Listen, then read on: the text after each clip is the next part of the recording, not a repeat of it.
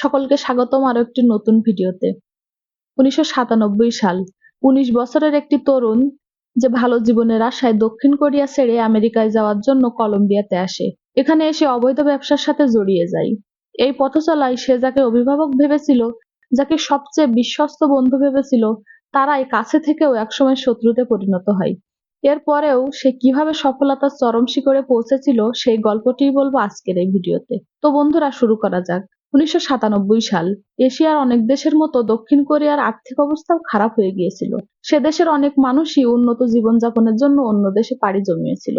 Cookie ও তার পরিবারও তেমনই কোরিয়া ছেড়ে কলম্বিয়ার রাজধানী বোগাটাতে আসে। তাদের উদ্দেশ্য ছিল এখানে কিছুদিন থেকে সুযোগ বুঝে আমেরিকায় পাড়ি জমানো। তারা এয়ারপোর্ট থেকে বের হয়ে তাদের গন্তব্যে যাচ্ছিল। মূলত কুকির বাবা ভিয়েতনাম যুদ্ধে অংশগ্রহণ করেছিল। যুদ্ধের সময়ে তার বাবার এক সহযোদ্ধার সার্জেন্ট পার্কের কাছে যাচ্ছিল, যে কিনা কলম্বিয়ায় অনেকদিন থাকে এবং এখানে সে ভালোই প্রতিষ্ঠিত ছিল। এমন সময় গাড়ির সিগন্যালে দাঁড়ালে এক ছিনতাইকারী কুকির বাবার কাছ থেকে তাদের সকল টাকা পয়সা আর ডকুমেন্ট ব্যাগ ছিনিয়ে নেয়। এরপর তারা সেই সার্জেন্ট পার্কের বাড়িতে যায়। মূলত এখানকার কোরিয়ানরা কোরিয়া থেকে পোশাক নিয়ে এখানে বিক্রি করে, কিন্তু কোরিয়া থেকে পণ্য আনতে কাস্টমস অফিসারদের ঘুষ দিতে হয়, আর সার্জেন্ট পার্কের শ্বশুর ছিল কাস্টমস অফিসার। এজন্য কোরিয়ান ব্যবসায়ীদের আর কাস্টমস অফিসারদের ভেতর মধ্যস্থতাকারী হিসেবে পার্ক ভালোই জনপ্রিয়তা অর্জন করে। পার্ক তার কলম্বিয়ান স্ত্রীর সাথে কুকির পরিবারকে দেখা করায় এজন্য যেন কুকির বাবাকে একটি চাকরি দেয়, কিন্তু পার্কের স্ত্রী কুকির বাবাকে পছন্দ না করে কুকিকে এই তরুণ হিসেবে কাজের জন্য পছন্দ করে। বোগাটাতে এসে কুকির মা সেলাই কারখানায় কাজ শুরু করে। কুকিও মনোযোগ দিয়ে পার্কের স্ত্রীর দোকানে কাজ করছিল, কিন্তু সমস্যা হলো এই কোরিয়ানদের এই বাজারে লোকাল সন্ত্রাসীরা এসে মাঝে মাঝে হামলা ও লুটপাট করত। তো একদিন এক লোক কুকির বাবাকে মারছিল। কুকি সেই লোকের সামনে প্রতিবাদ করে। তখন সার্জেন্ট পার্ক তাকে ডেকে বলে, তুমি 8-10টা কোরিয়ানদের মতো নও, তুমি অনেক সাহসী এবং বিশ্বস্ত।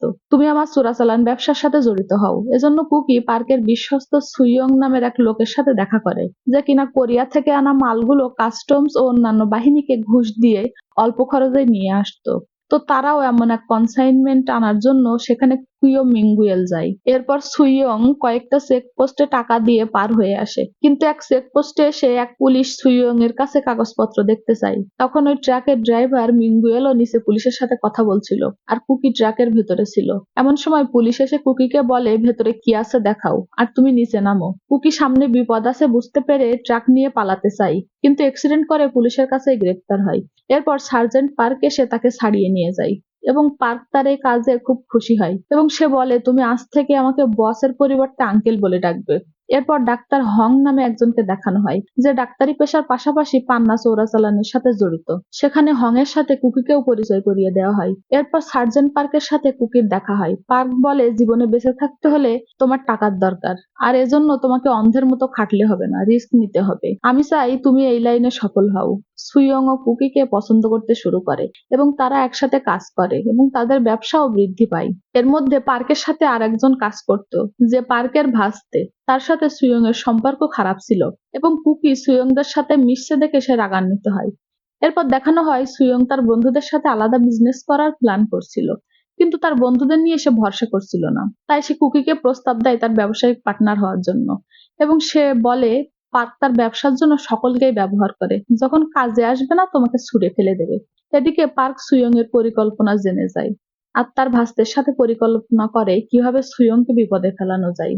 আর সে কুকিকে পরীক্ষা করার জন্য সুইয়ং এর কাছে পাঠায় একটি বন্দুক নিয়ে। সুইয়ং তার ব্যবসার মাল বোগাটাতে নিয়ে আসার জন্য নিশ্চয় কুকির মতো এমন কাউকে দলে টানার চেষ্টা করবে।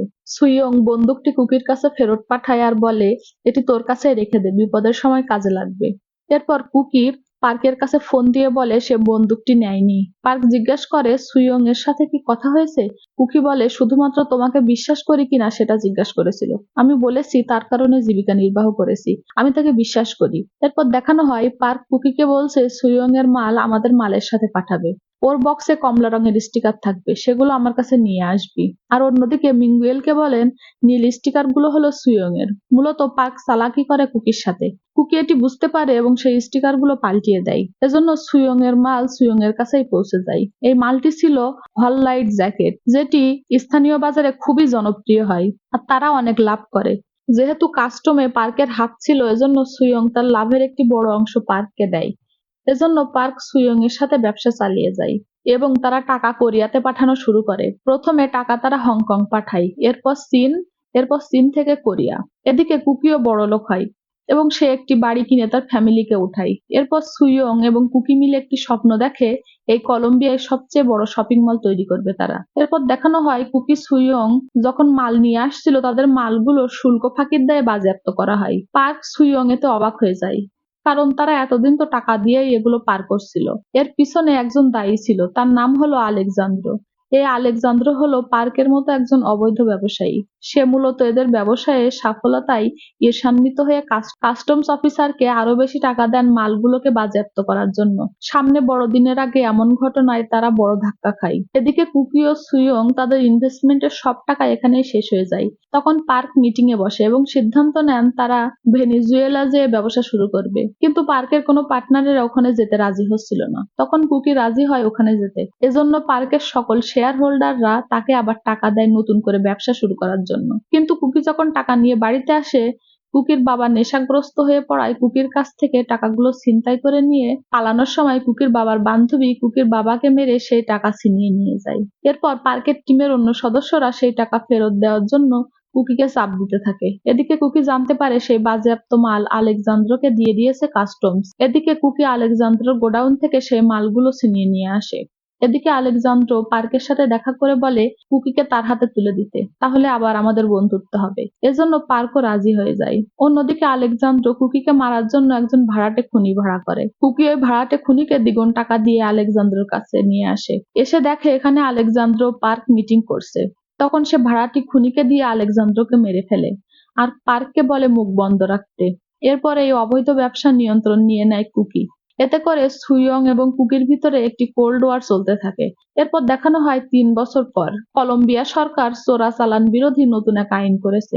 এজন্যই অবৈধ ব্যবসায়ী আর পুলিশের সাথে সংঘর্ষ হয়। এদেরকে কুকি থামাতে গেলে অনেকেই মনে করে সে সরকারের পক্ষে। এরপর এক অবৈধ মার্কেটের সকল ব্যবসায়ীরা একদিন মিটিং এ বসে।